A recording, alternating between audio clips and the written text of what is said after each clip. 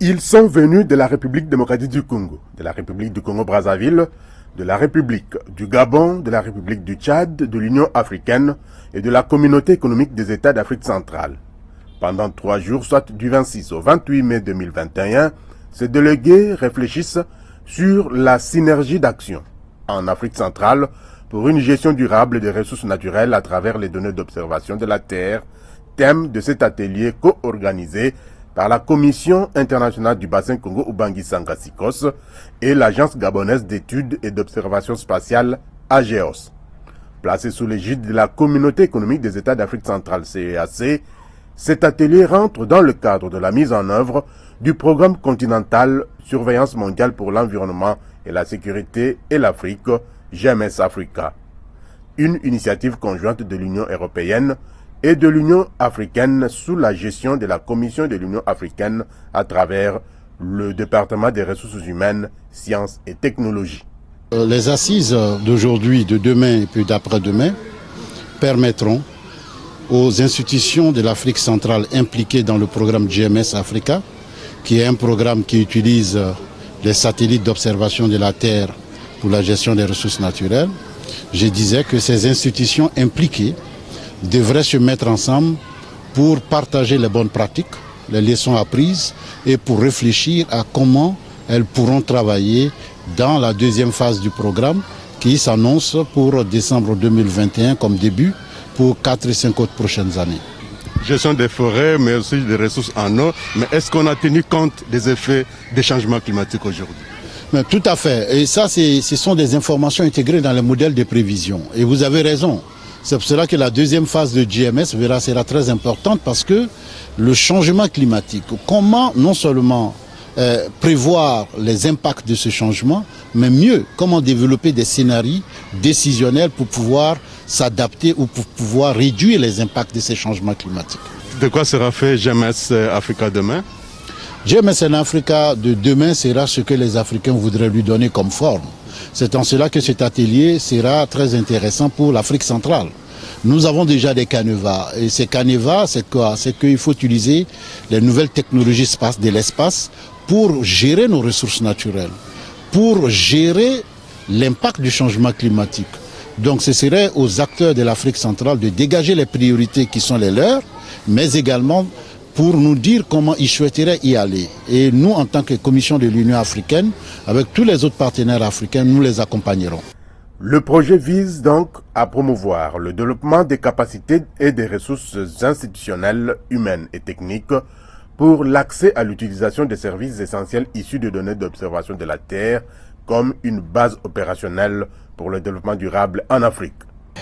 Vous savez très bien que le programme GMS Africa qui est la surveillance mondiale, l'environnement et la sécurité en Afrique, initié depuis 3 ans maintenant, a lancé un appel d'offres via l'Union africaine. C'est un financement de l'Union européenne, mais géré par l'Union africaine, sur les thématiques de la gestion des ressources naturelles en eau et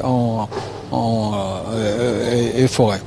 Donc il y a eu 2 consortiums qui ont été sélectionnés, un dirigé par AGEOS et un dirigé par la SICOS.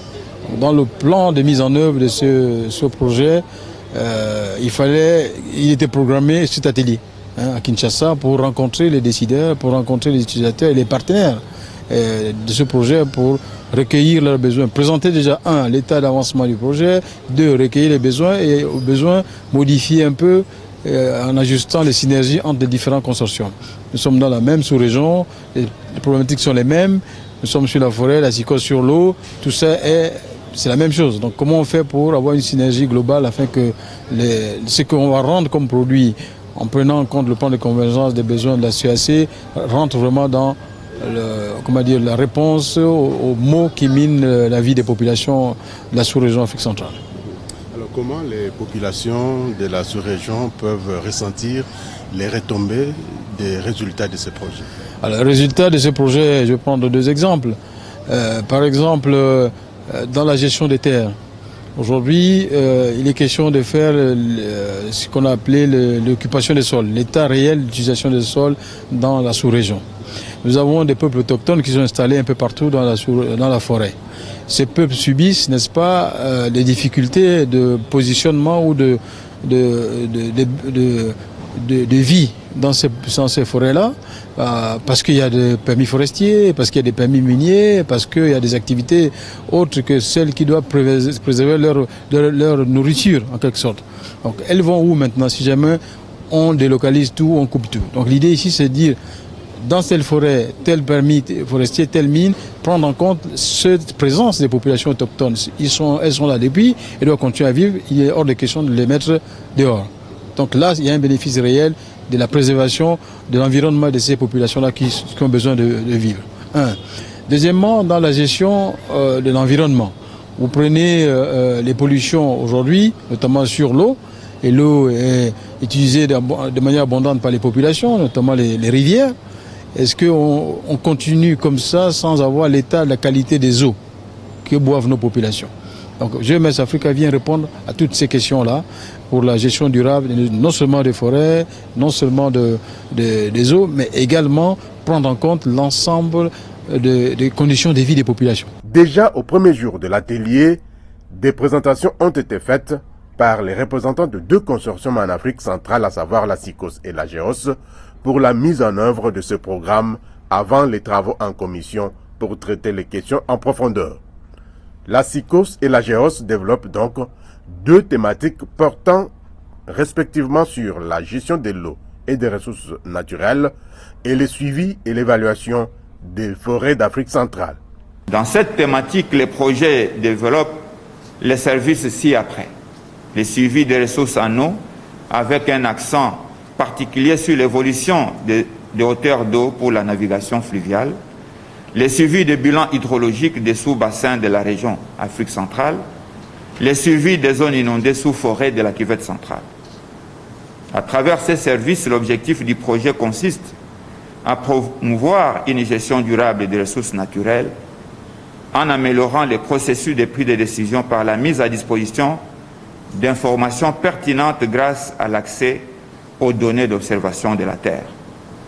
Et plus spécifiquement, il s'agit d'une part de satisfaire aux besoins en information des usagers de la ressource en eau, tels que les services de la navigation intérieure, de la météorologie, de l'hydrologie, de l'hydroélectricité, de la gestion forestière. Et d'autre part, contribuer à la mise en œuvre des politiques de planification et d'aménagement relatifs à l'eau et aux ressources naturelles.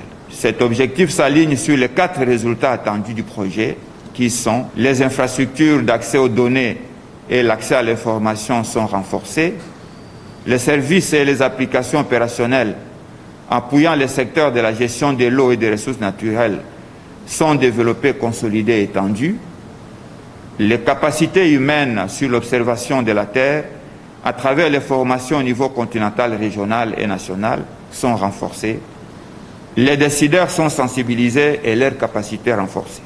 Cet atelier régional était l'occasion pour les deux institutions et leurs partenaires d'échanger et de partager des informations ainsi que leurs expériences respectives sur les services et produits fournis et ou en cours d'élaboration relativement à leurs différentes thématiques.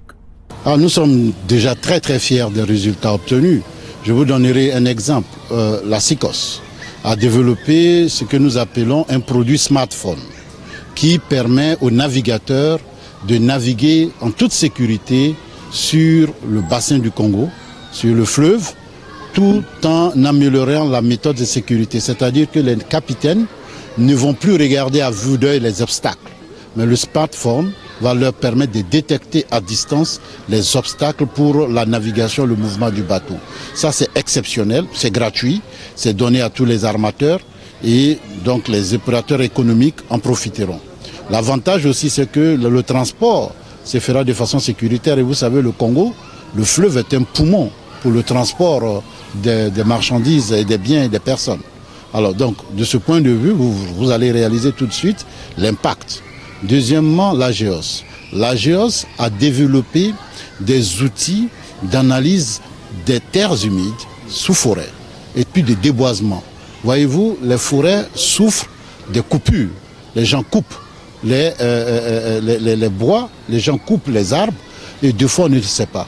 Et la GEOS aujourd'hui, grâce aux satellites d'observation, pourrait informer tout État qui seraient intéressés à avoir plus d'informations sur le déboisement. Il s'est agi également de prendre connaissance des attentes de la communauté économique des États d'Afrique centrale, CEAC, en rapport avec sa politique régionale sur les ressources naturelles, en vue d'une meilleure capitalisation des résultats issus de ces deux actions thématiques.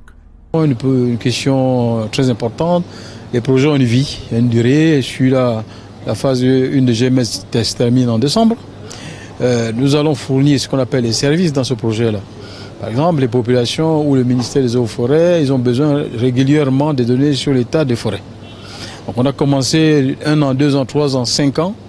On a pris un rythme de croisière, on a habitué, n'est-ce pas, ces utilisateurs finaux à leur fournir ces éléments-là qui sont importants dans la planification de la gestion forestière, par exemple, ou la navigabilité sur les fleuves.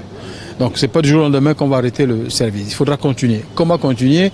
Maintenant, c'est à nous, hein, le gouvernement, à nous les experts, disent ok, voilà, on en est aujourd'hui, il faut continuer le service. Donc il faut trouver les mécanismes, mobiliser les moyens financiers pour continuer le travail.